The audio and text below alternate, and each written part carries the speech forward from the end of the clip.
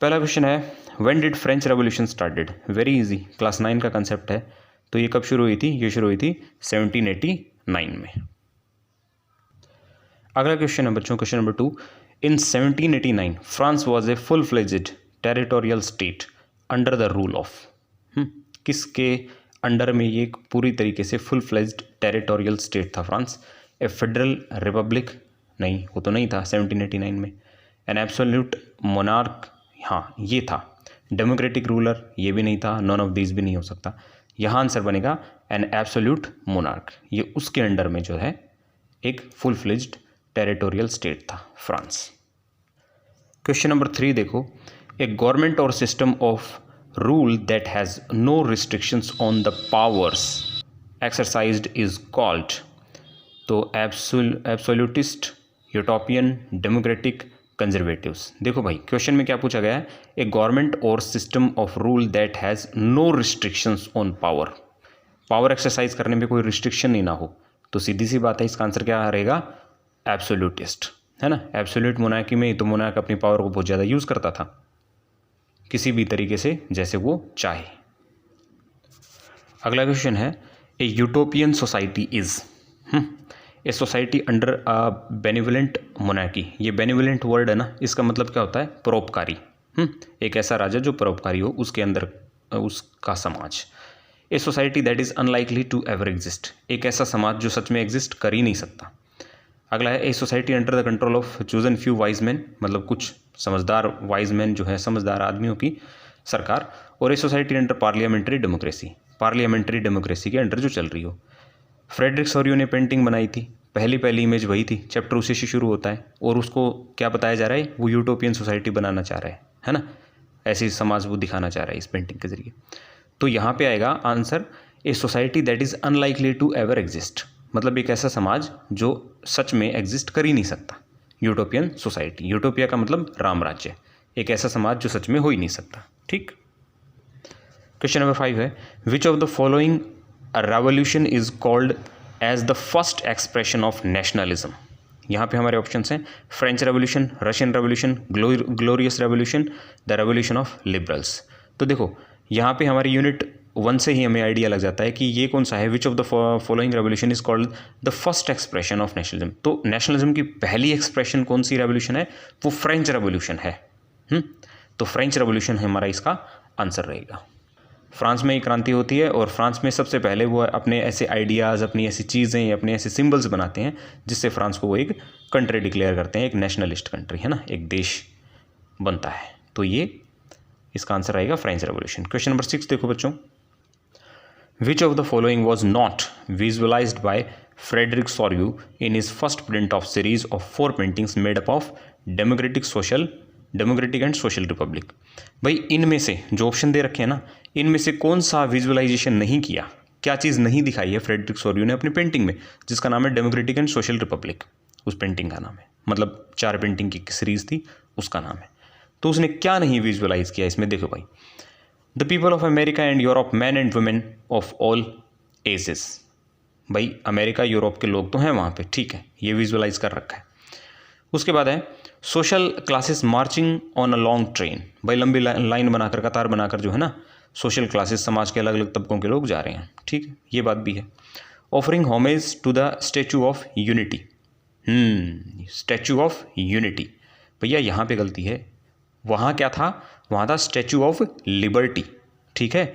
इस तरह के देखो, ये एक लिबर्टी है और इधर स्टैचू ऑफ यूनिटी है। एक छोटा सा वर्ड आपका आंसर गलत करा सकता है ना, तो इसलिए ध्यान से पढ़ो। तो offering homage to the statue of unity, ये उसने विजुअलाइज नहीं किया था भाई, उसने तो ये विजुअलाइज किया था, ये उसमें पेंट किया था कि वो लोग कहाँ जा रहे हैं? स्टैचू ऑफ लिबर्टी की तरफ जा रहे हैं, ठीक है। तो ये गलत है, ये उसने विजुअलाइज नहीं किया, ये आपका आंसर है offering homage to the statue of unity, जबकि लोग जा कहाँ रहे थे? लिबर्टी की तरफ, स्टैचू ऑफ लिबर्टी की तरफ। अगला क्वेश्चन है, बहुत आसान है बच्चों।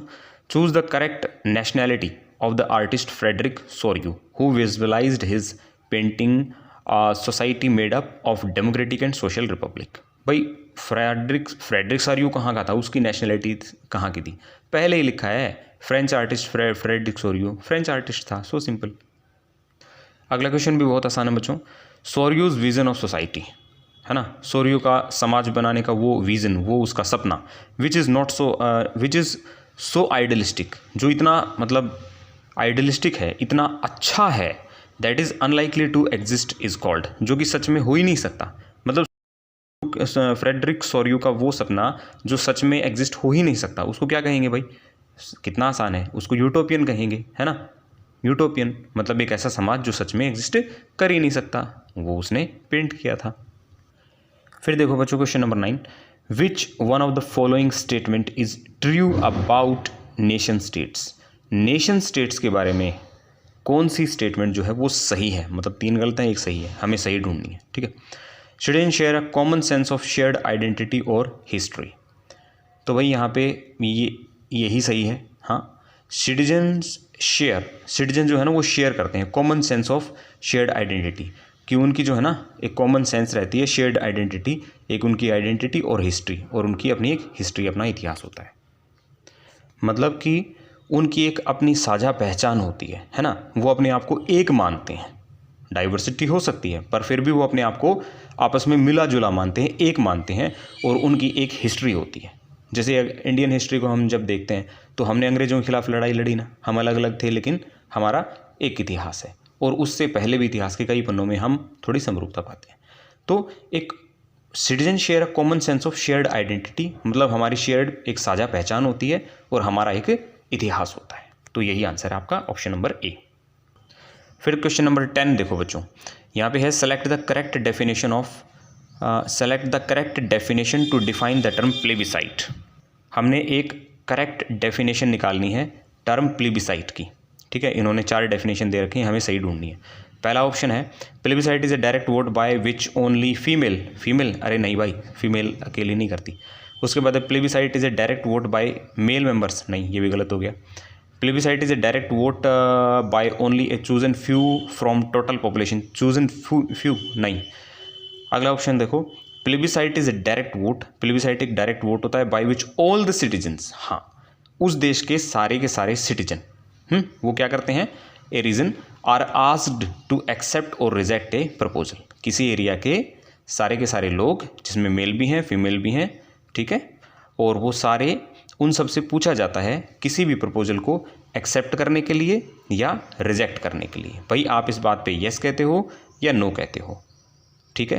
किसी भी एरिया के सारे सिटीजन से यस नो में जवाब लिया जाता है, किसी भी प्रपोजल को एक्सेप्ट करने के लिए या रिजेक्ट करने के लिए पूछा जाता है, इसको प्लेबिसाइट कहते हैं, ठीक। तो ऑप्शन नंबर डी है हमारा आंसर।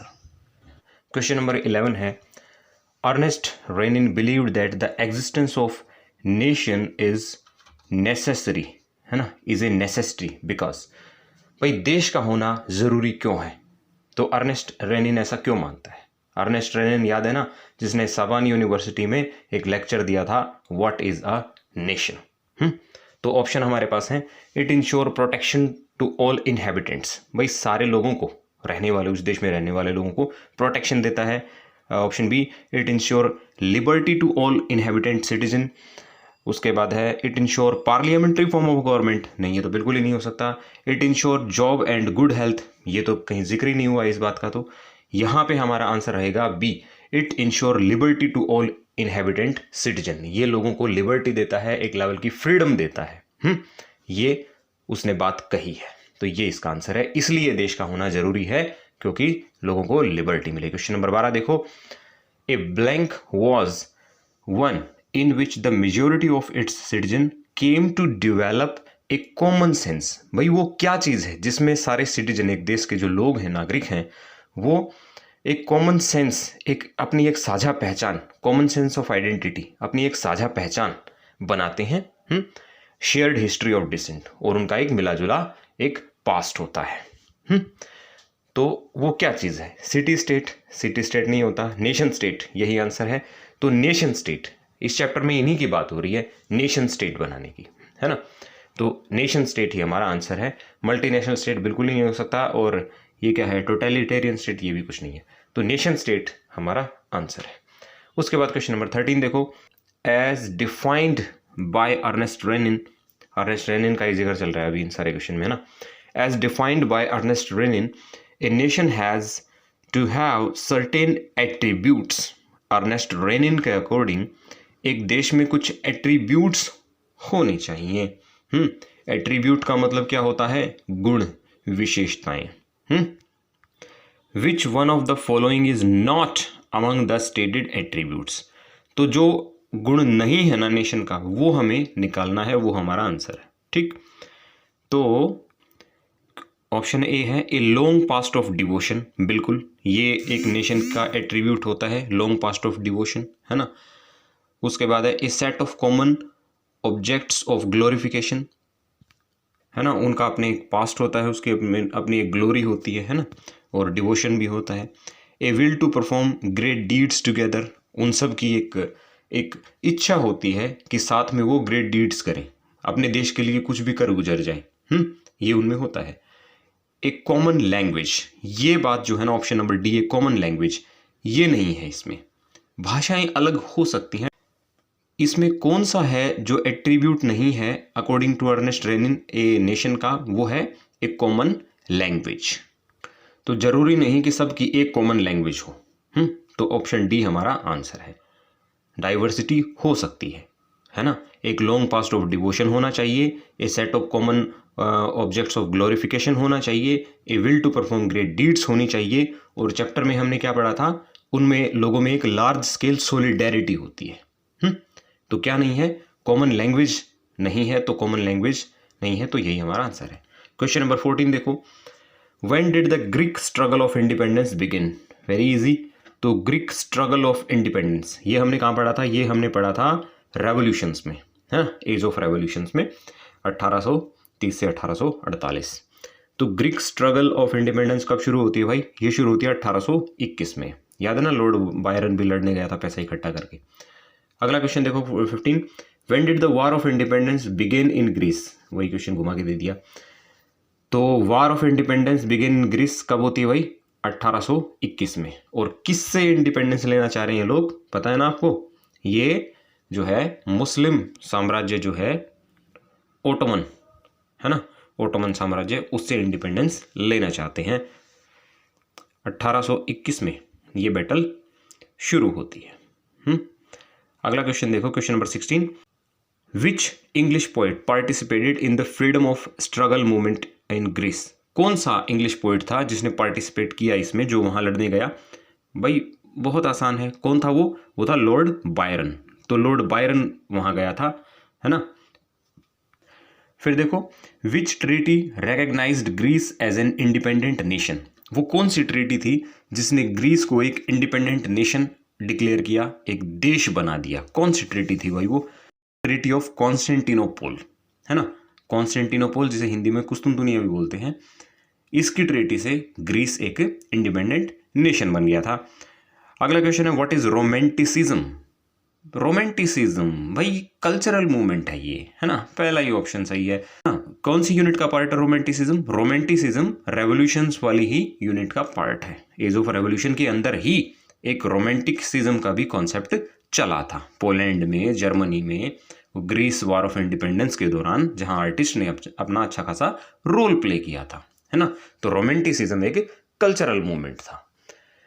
क्वेश्चन नंबर 19 देखो बच्चों, हु पॉपुलराइज्ड माजुरका इन पोलैंड? भाई पोलैंड में माजुरका, याद है ना, माजुरका और पोलिनेज ये क्या थे? ये एक डांस फॉर्म्स थी पोलैंड में, जो है इसके जरिए कल्चर के जरिए, डांस के जरिए, म्यूजिक के जरिए, लैंग्वेज के जरिए उन्होंने अपना मूवमेंट किया था।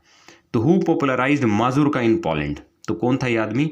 ये था भाई कैरोल कुरपिंस्की।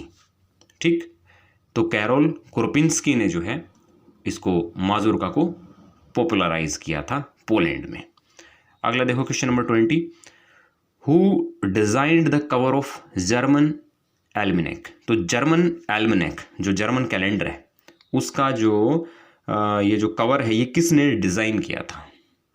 बच्चों आप अपनी हिस्ट्री की बुक में जब देखेंगे ना, फर्स्ट यूनिट में पेज नंबर 5 पे, पेज नंबर 5 पे यहाँ पे एक पिक्चर दी हुई है। ये जो हेडिंग है ना, the French revolution and the idea of the nation, इसके नीचे ये एक पिक्चर दे रखी है। तो पिक्चर बेस्ड क्वेश्चन भी आ गया ना, तो ये भी सारे आपको स्टडी करने पढ़ने हैं, यहाँ से भी क्वेश्चन आ सकता है। तो ये कवर किसने डिज़ाइन किया था जर्मन कैलेंडर का?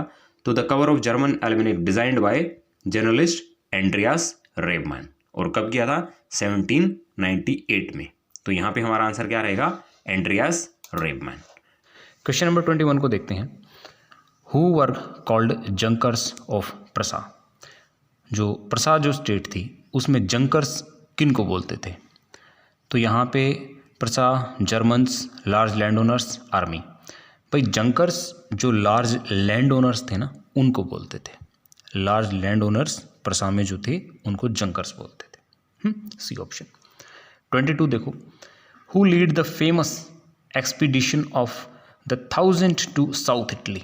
साउथ इटली में रेवोल्यूशन के जरिए इटालियन यूनिफिकेशन के दौरान, तो साउथ इटली को फ्री कराने के लिए, साउथ इटली को जो है यूनिफिकेशन के लिए किसने काम किया? कौन गया था?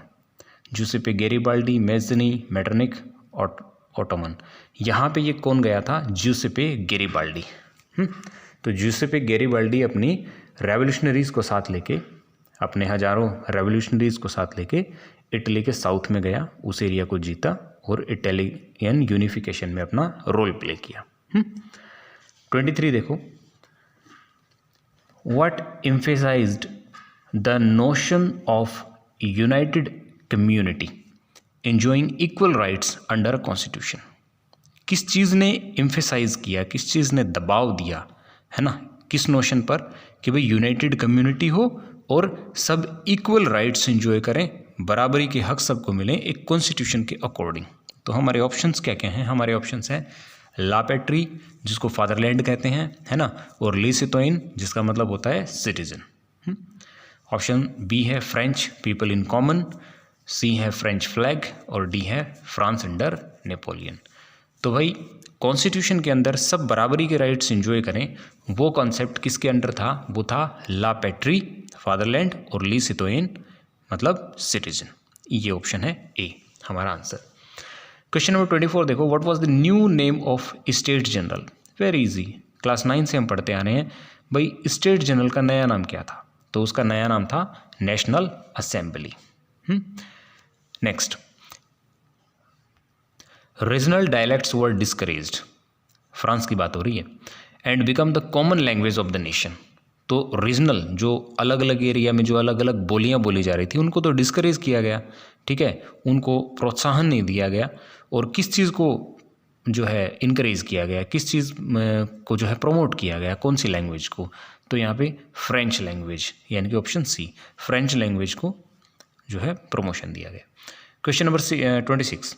What actions were not taken in the name of nation during French revolution? French revolution के दौरान, फ्रांस की क्रांति के दौरान जो है क्या नहीं हुआ, कौन से एक्शन नहीं हुए? क्या नहीं हुआ था? देखो भाई, फ्रेंच रेवोल्यूशन के दौरान देश के नाम पे क्या नहीं हुआ था? आर्मी वाज फॉर्म्ड, आर्मी बनी थी, बिल्कुल सही है। हमने शुरू में ही पढ़ा था ना फ्रेंच रेवोल्यूशन में, पीपल फॉर्म्ड मिलिशिया, और उसके बाद रेवोल्यूशनरी वार भी हुए, ये सब हुआ। तो ये हुआ है फ्रेंच रेवोल्यूशन के दौरान। सोशल वर्क वाज डन, ये नहीं हुआ। सोशल वर्क हमने क्लास 9 में भी कभी नहीं पढ़ा, और क्लास 10 की फर्स्ट यूनिट में जो फ्रांस का जिक्र आता है उसमें भी हमने कहीं नहीं पढ़ा। सोशल वर्क नहीं हुआ, यही आंसर है। हाइम्स वर कंपोज्ड, ये सब हुए थे, है ना, ओथ वगैरह ली गई थी। आपको याद है ना, मार्शियले जो है सॉन्ग गाया गया था, जो बाद में फ्रांस का नेशनल एंथम भी बना, और ये सेंट्रलाइज एडमिनिस्ट्रेशन भी किया गया। तो ये सारी चीज़ें हुई, सोशल वर्क नहीं हुआ, यही हमारा आंसर है। नेक्स्ट क्वेश्चन देखो 27। The French revolutionaries declared that the mission and destiny of the French nation was. भाई उन्होंने, फ्रांस के जो रेवोल्यूशनरी थे, जो क्रांतिकारी थे, उन्होंने क्या डिक्लेयर किया कि भाई उनका मिशन क्या है, उनका गोल क्या है, उनका मोटिव क्या है ना। फ्रांस जो नेशन है, फ्रांस जो देश है, उसको क्या करना है? तो क्या उसका मिशन है? To conquer the people of Europe, क्या यूरोप के लोगों को जीत लेना है? नहीं, ये उनका मोटिव नहीं था। To liberate the people of Europe from despotism, यही था। यूरोप के लोगों को लाइबरेट करना, उनको आज़ाद कराना। किससे आज़ाद कराना? From despotism. डिस्पोटिज्म, जो डिस्पोटिक रूलर्स थे ना, जो अनकंट्रोल्ड पावर्स को एंजॉय करते थे, जो राजा लोग थे, तो उन राजाओं से जो है यूरोप के बाकी देशों को, बाकी लोगों को आज़ाद कराना। ये उन लोगों का उद्देश्य था, उनकी डेस्टिनी थी फ्रांस के लोगों की। और बाकी सी डी का तो कोई मतलब ही नहीं बनता। तो ऑप्शन बी हमारा आंसर है। 28 में देखो, with the outbreak of the revolutionary wars the French armies begin to carry the idea of blank abroad. भाई नेशनलिज्म का आइडिया लेके जा रही थी, सिंपल। किस चीज़ का आइडिया लेके जा रही थी? नेशनलिज्म का, अपने लैंड मास को देश बनाने का। 29, who destroyed democracy in France through a return to monarchy.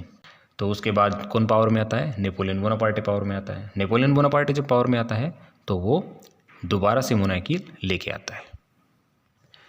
Question number 30 है, civil code was introduced in the year of. तो भाई सिविल कोड जो है कब इंट्रोड्यूस किया गया था फ्रांस में?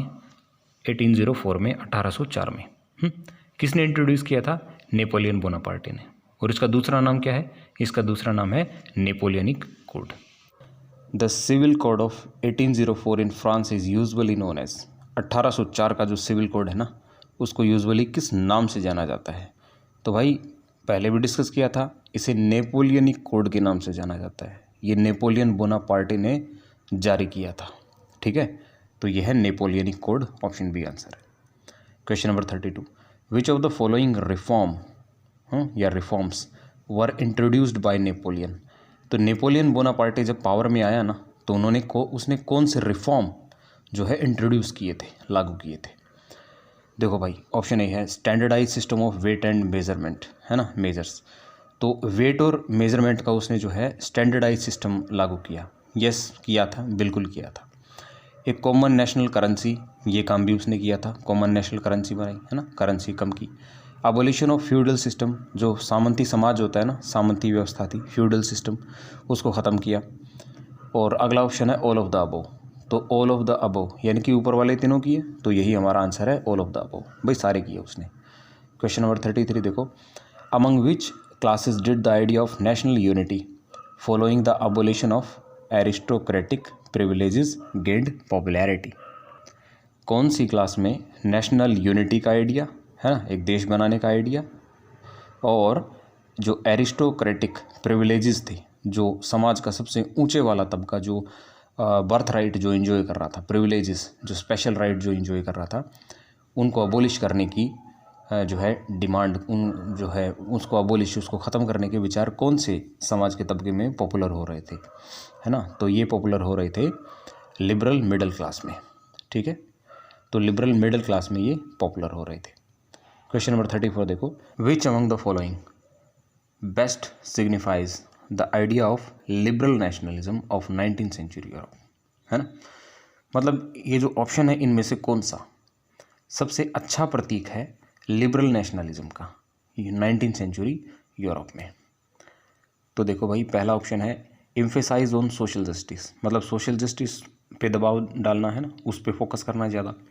State planned socio economic system, state जो है सोशियो इकोनॉमिक, सोसाइटी और इकोनॉमी दोनों के बेनिफिट के लिए जो है प्लानिंग करे, काम करे, ये वाला। तो ऊपर वाले दोनों नहीं है। Freedom for individual and equality before law, ये है। इस चीज़ पर सबसे ज़्यादा दबाव था। सभी लोग, सभी क्रांतिकारी, सभी समाज सुधारक वो इसी पे काम कर रहे थे, फ्रीडम फॉर इंडिविजुअल, है ना। और लिबरलिज्म जो है, नेशनल लिबरलिज्म या लिबरल नेशनलिज्म का मतलब उस टाइम पे यही था कि freedom for individual, her individual के पास उसकी अपनी आज़ादी हो, और इक्वालिटी बिफोर लॉ, कानून के सामने वो बराबर हो, है ना। सुप्रीमेसी ऑफ स्टेट की तो कोई मतलब ही नहीं बनता, है ना। ये हो गई बात। अगला क्वेश्चन नंबर 35 देखो, the term universal suffrage means the right to vote and get elected granted only to man. क्या सिर्फ मैन को वोटिंग राइट देना, इलेक्शन का कराने का, और वोटिंग मतलब वोट देने का सिर्फ मैन को वोट देने का राइट हो? नहीं, ऐसा नहीं होता यूनिवर्सल सफ्रेज में। The right to vote for all adults, यही होता है। दिस इज़ द आंसर, है ना। Right to vote for all adults, सारे जो अडल्ट्स हों, है ना, कुछ भी जो कंट्री जो एक अडल्ट्सहुड की जो एज डिसाइड करे, उस एज को जो अचीव कर चुके हों, वो सारे लोग, मेल फीमेल कोई भी, सभी। और सी और डी जो ऑप्शन है, उसका तो कोई तुक ही नहीं बनता। सिर्फ प्रॉपर्टी ओनिंग मैन को नहीं, ये उसका फीचर नहीं है। या फिर सिर्फ वुमेन, एजुकेटेड मैन वुमेन को नहीं, सभी को वोटिंग राइट मिले, यही होता है यूनिवर्सल सफ्रेज, ठीक है, सभी अडल्ट मैन वुमेन को। Question number 36, what is the meaning of term liberalism in the economic sphere? Economic sphere में, इकोनॉमी के मामले में लिबरलिज्म का मतलब क्या होता है? Freedom for individual and equality before law. भाई ये तो पॉलिटिकल स्फीयर में है। लिबरलिज्म का मतलब जो ऑप्शन ए है, ये आंसर नहीं है। State planned socio economic system, ये भी नहीं है।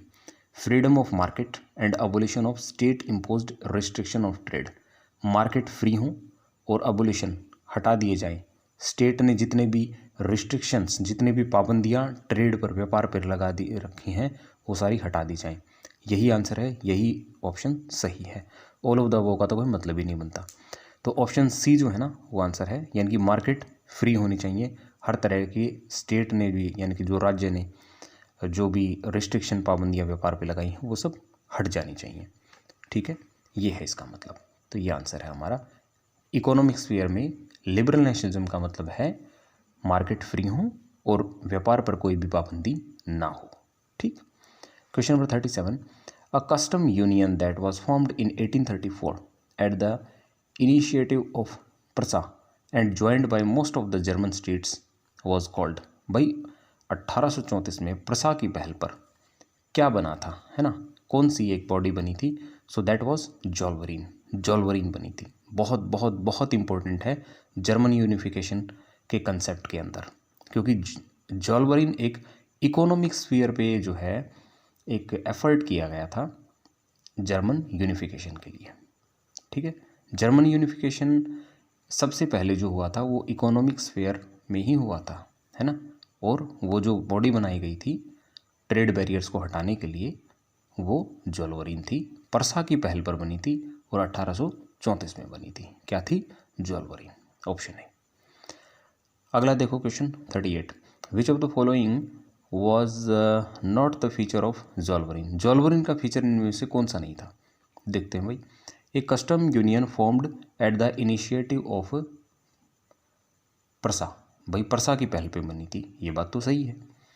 The union abolished the tariff barriers, मतलब इस यूनियन ने क्या किया था? टैरिफ बैरियर्स, जो तरह तरह के जो टैरिफ लगते थे, अलग अलग जो टैक्सेस थे अलग अलग जगहों पे, वो बैरियर्स हटा दिए थे। बिल्कुल हटा दिए थे, बिल्कुल सही बात है ये।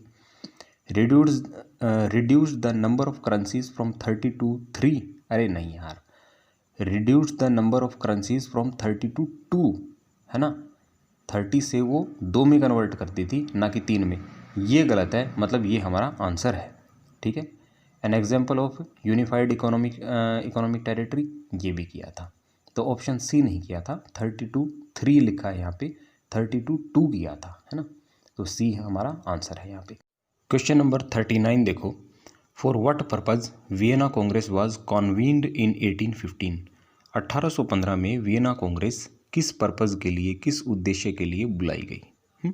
ऑप्शंस देखते हैं क्यों बुलाई गई थी भाई। To declare completion of German unification, क्या जर्मन यूनिफिकेशन के लिए बुलाई गई थी? बिल्कुल भी नहीं, है ना भाई। वियना कांग्रेस का तो टारगेट यही था, उद्देश्य यही था कि भाई पावर का बैलेंस बनाना है, और फ्रांस जो कि बहुत ज़्यादा ताकतवर हो गया था, और नेपोलियन बोनापार्टे ने जितना बहुत सारा एरिया जीत लिया था वो सारा अंडू करना है, उस सारी चीज़ को ख़त्म करना है, और फ्रांस के चारों तरफ बहुत सारे छोटे छोटे स्टेट्स बना दिए गए थे, है ना। तो ये था इसका उद्देश्य। तो जर्मन यूनिफिकेशन तो था ही नहीं। ऑप्शन बी देखो, to restore conservative regime in Europe, ये बात बिल्कुल सही है। यूरोप के अंदर कंजर्वेटिव रेजिम, जो कंजर्वेटिज्म को दोबारा से लेके आना, दोबारा से राजशाहियाँ लगा देना, है ना, दोबारा से लोगों को राजा बना देना, तो ये उद्देश्य बिल्कुल था। ठीक है। To declare war against France, नहीं, ये भी नहीं था। To start the process of Italian unification, बिल्कुल नहीं हो सकता, इटली का भी यूनिफिकेशन नहीं था, ये भी बात नहीं उठी थी उस टाइम। बस उस टाइम यही बात थी कि 1815 में वो सारे लोग मिले थे और उन्होंने नेपोलियन बोनापार्टे ने जो भी बदलाव किए थे उन सबको अंडू करना, ख़त्म करना। ठीक, तो इसमें हमारा आंसर रहेगा to restore conservative regime in Europe, Europe के अंदर कंजर्वेटिव रेजिम को रिस्टोर करना। ठीक है, ये किया गया था कांग्रेस ऑफ वियना में, कंजर्वेटिव रेजिम को रिस्टोर किया गया था। क्वेश्चन नंबर 40 देखो बच्चों, which of the following is not a feature और बिलीफ ऑफ कंजर्वेटिज्म। जो दिए गए ऑप्शन है इनमें से कौन सा कंजर्वेटिज्म का बिलीफ नहीं है, ठीक है, उसका विश्वास नहीं है। देखते हैं। Conservatives believed in established traditional institutions of state and policy. भाई कंजर्वेटिव जो लोग थे वो ट्रेडिशनल जो इंस्टीट्यूट्स थे उनमें विश्वास करते थे, ये है, ठीक है, ऐसा ही है। Conservatives stressed the importance of tradition and preferred gradual development of quick change. तो देखो, conservative stress the importance of tradition जो ट्रेडिशनल चीज़ें हैं उनकी इम्पोर्टेंस पे वो विश्वास करते थे। प्रेफर्ड ग्रेजुअल डेवलपमेंट, और धीरे धीरे से चीज़ों में बदलाव हो ये वो चाहते थे, ठीक है, तो ऐसा भी था। ऑप्शन सी देखो, conservatives proposed to return to the society of pre revolutionary days. ये क्या कह रहा है, conservatives propose to return to the society of pre revolutionary days. नहीं, वो प्री रेवोल्यूशनरी डेज में दोबारा से रिटर्न करना नहीं चाहते थे। मैं आपको बता दूं बच्चों, ये वाला जो कंसेप्ट है ना, या जो आपका चैप्टर है ना rise of nationalism in Europe, इसमें 2.3 a new conservatism after 1815 page number 10 पे ये कंसेप्ट लिखा हुआ है। इसमें लिखा हुआ है कि most conservatives however did not propose a return to the society of pre revolutionary days. Did not propose यानी कि वो नहीं चाहते थे क्रांति से पहले के दिनों में जाना, ठीक है, तो वो नहीं चाहते थे ऐसा, है ना। और फिर बाद में क्या है, were against the ideas of modernisation to strengthen the monarchy. और मोनार्की को जो है मॉडर्नाइजेशन से, यानी कि आर्मी वगैरह को मॉडर्न करके नए तौर तरीके अपनाकर मोनार्की को जो है स्ट्रॉन्ग नहीं करना चाहते थे, उसके अगेंस्ट थे। नहीं, ऐसा नहीं है। जब हम बुक का एक कंसेप्ट देखते हैं तो हमें यहाँ क्या मिलता है, यहाँ हमें मिलता है दे realised from the changes initiated by Napoleon that modernization could in fact strengthen traditional institutions like monarchy, है ना। उन्होंने ये रियलाइज़ कर लिया था कि भाई मॉडर्नाइजेशन के ज़रिए जो है मोनार्की को, राजशाही को, राजतंत्र को मजबूत किया जा सकता है। तो सी की दोनों ही बातें यहाँ पे गलत हैं, तो सी ही हमारा आंसर है, ठीक है। और conservatives believed in the monarchy, church और सोशल हायरार्की, तो इसमें तो विश्वास वो करते ही थे, है ना। तो सी वाली बात गलत है, सी हमारा ऑप्शन है। कंजर्वेटिव जो है propose to return to society of pre revolutionary days, यानी कि उन्होंने प्रपोज किया कि प्री रेवोल्यूशनरी डेज में वो रिटर्न करना चाहते, नहीं ऐसा नहीं चाहते थे। और मॉडर्नाइजेशन की इंपॉर्टेंस भी वो समझ गए थे, तो सी हमारा आंसर है। क्वेश्चन नंबर 41 है, who hosted the Congress eight Vienna. भाई वियना में जो कांग्रेस हुई थी ना, उसको होस्ट किसने किया था, तो इसको होस्ट करने वाला लुइस फिलिप बिल्कुल भी नहीं था। ये तो कॉन्स्टिट्यूशनल मोनार्की का हेड बनाया गया था फ्रांस के अंदर। ज्यूसेppe मैसेनी ये भी बिल्कुल नहीं था, है ना। ज्यूसेppe मैसेनी कौन था, ये तो एक इटालियन रेवोल्यूशनरी था। ड्यूक मैटरनिक यही था। तो वियना कांग्रेस जब 1815 में होती है तो इसको कौन हेड करता है, इसको हेड करने वाला जो व्यक्ति है, इसको होस्ट करने वाला जो व्यक्ति है वो है Duke Metternich, Austrian chancellor Duke Metternich. Okay, यही हमारा आंसर है। और नेक्स्ट क्वेश्चन है question number 42, which one of the following countries did not attend the Congress of Vienna. भाई वियना में जो कांग्रेस हुई थी इनमें से कौन से कंट्री ने उसको जो है नहीं अटेंड किया। देखो, ब्रिटेन, रशिया, स्विट्जरलैंड एंड प्रसा। देखो, हम ये पढ़ते हैं और हिस्ट्री में ये बोला जाता है कि एक शॉर्ट ट्रिक बना रखी है कि इसको हराने वाले जो कंट्रीज़ थे वो कौन थे, नेपोलियन बोनापार्टे को। तो ये कंट्रीज़ थे, प्रैब बोलते हैं इनको, प्रैब। पी से प्रसा, ठीक है, आर से रशिया, और ठीक है PRA से ऑस्ट्रिया, ठीक है, और बी से ब्रिटेन। बचा कौन सा, स्विट्जरलैंड। तो स्विट्जरलैंड वहाँ नहीं आया था, है ना। विच of the following countries did not attend the Congress of Vienna. तो स्विट्जरलैंड ही हमारा आंसर है, उसने अटेंड नहीं किया था। जिन देशों ने मिलकर हराया उन्होंने ही अटेंड किया था। तो स्विट्जरलैंड हमारा आंसर है यहाँ पे। अगला क्वेश्चन नंबर 43 देखो, which of the following was not the objective of treaty of Vienna in 1815। 1815 में इनमें से जो नीचे लिखे हुए उनमें से कौन सा ट्रीटी ऑफ वियना का ऑब्जेक्टिव उद्देश्य नहीं था। ऑप्शन ए देखो, the Bourbon dynasty was restored to power. नहीं भाई, बर्बन डायनेस्टी को तो बिल्कुल पावर में लेके आए थे, ये तो उद्देश्य था। ठीक है। France lost the territories it had annexed under Napoleon. तो ये भी एक उनका टारगेट था कि फ्रांस जितना भी जीता है वो सारी टेरिटरीज उससे ले ली जाएं और वहाँ पे कुछ बाउंड्री पे बहुत सारे स्टेट्स बना दिए जाएं, ये भी था। तो वो सारी टेरिटरीज जो हैं वो सारे एरियाज फ्रांस ने लॉस कर दिए, ये भी हुआ था। A series of states were set up on the boundaries of France to prevent French expansion in future. बिल्कुल, अभी डिस्कस किया है कि फ्रांस के चारों तरफ बहुत सारे स्टेट बना दिए गए ताकि भविष्य में फ्रांस जो है दोबारा एक्सपेंशन ना कर पाए, क्योंकि ट्रीटी ऑफ वियना में बैलेंस ऑफ पावर का भी ख्याल रखा गया था। सभी देश ये चाहते थे कि उनमें से कोई भी इतना ताकतवर ना बन जाए कि एक दूसरे की नाक में दम करे, है ना। फिर the main intention was to restore the liberal democratic order. अरे यही तो गलत बात है, ये नहीं हुआ, यही हमारा आंसर है। The main intention was to restore the conservative order. उन्होंने कंजर्वेटिव ऑर्डर को रिस्टोर किया था, ना कि उनका उद्देश्य था लिबरल डेमोक्रेटिक ऑर्डर को जो है मेंटेन करना। वो उसको क्यों करेंगे भाई, उसके तो खिलाफ हैं, है ना। That had been overthrown by the Napoleon. नहीं, तो उसने बिल्कुल भी, उनका उद्देश्य बिल्कुल भी लिबरल डेमोक्रेटिक ऑर्डर को लाना नहीं था, ये गलत है, यही हमारा आंसर है। क्वेश्चन नंबर 44 देखो, who among the following form the secret society called Italy, young Italy, है ना। यंग इटली नाम की सीक्रेट सोसाइटी किसने बनाई? जग जाहिर है जूसेपे मैज़िनी ने बनाई थी। ठीक है। Italian revolutionary Giuseppe Mazzini was born at blank in 1807। भाई जूसेपे मैज़िनी का जन्म कब हुआ था? 1807 में हुआ था। हुआ कहाँ था? फिल इन द ब्लैंक्स में पूछा गया है, हुआ कहाँ था? जेनेवा में हुआ था। ठीक है। क्वेश्चन नंबर 46 है, एक स्टेटमेंट है, when France sneezes the rest of the Europe catches cold. भाई जब फ्रांस छींकता है तो बाकी सारा यूरोप जो है ना उसको सर्दी जुकाम हो जाता है। So who among the following said this popular line. तो ये पॉपुलर लाइन किसने बोली? भाई जो ऑस्ट्रिया का चांसलर था ड्यूक मैटरनिक, उसने बोली थी। तो हमारा आंसर क्या रहेगा? बी। तो ये फेमस लाइन ड्यूक मैटरनिक ने बोली थी, और ये क्वेश्चन कई बार आता है बोर्ड एग्जाम में, है ना, ध्यान रखना इस चीज़ को। देखो question number 47, what were the consequences of the July revolution of 1830। 1830 में जो जुलाई में रेवोल्यूशन होती है उसके क्या कॉन्सिक्वेंसेस थे, क्या रिजल्ट उसके निकले?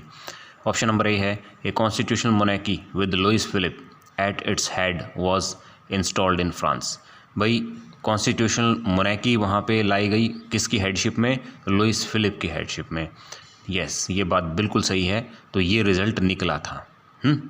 एक कॉन्स्टिट्यूशनल मोनार्की फ्रांस को बनाया गया था और उसका हेड बनाया गया था लुइस फिलिप को, ये ऐसा हुआ था, बिल्कुल सही बात है। ऑप्शन नंबर बी देखो, अपराइजिंग इन ब्रसेल्स टुक प्लेस। ब्रसेल्स जो बेल्जियम की कैपिटल है, वहाँ पे अपराइजिंग, वहाँ पे क्रांति हो जाती है, which lead to Belgium breaking away from the United Kingdom of Netherlands.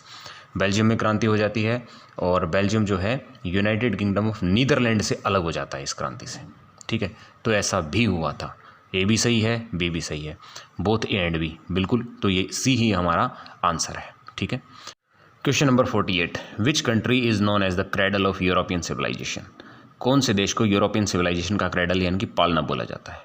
जहाँ यूरोपियन सिविलाइजेशन फली फूली, तो वो ग्रीस को बोला जाता है। तो ग्रीस हमारा आंसर है, option number C. Question number 49, the treaty which recognised Greece as an independent nation. तो वो कौन सी ट्रीटी थी भाई? वो थी द ट्रीटी ऑफ कॉन्स्टेंटिनोपल 1832। 1832 में ये जो ट्रीटी हुई थी, इसने ग्रीस को एक इंडिपेंडेंट नेशन, एक आज़ाद देश, एक स्वतंत्र देश डिक्लेयर करा था, है ना। हमने पढ़ा था ये कंसेप्ट इसमें द एज ऑफ रेवोल्यूशंस में, है ना। क्वेश्चन नंबर 50 देखो, which one of the following claimed that the true German culture was discovered among the common people, dance वोल्क। तो सच्ची जर्मन संस्कृति जो है, ट्रू जर्मन कल्चर जो है, वो कॉमन लोगों में ही ढूंढा जा सकता है। ये स्टेटमेंट किसने दी, किसने बोली थी ये बात? तो ये बात बोलने वाला जो था जोहान गॉटफ्रीड हर्डर, इसने बोली थी ये बात कि भाई सच्ची जर्मन संस्कृति है वो जर्मनी के लोगों में बसती है। ठीक है, ये चीज़ें हैं। तो यहाँ पे हमने 50 क्वेश्चन डिस्कस किए हैं। अगले क्वेश्चन हम अगली वीडियोज़ में लेकर आएंगे। तब तक के लिए बाय बाय।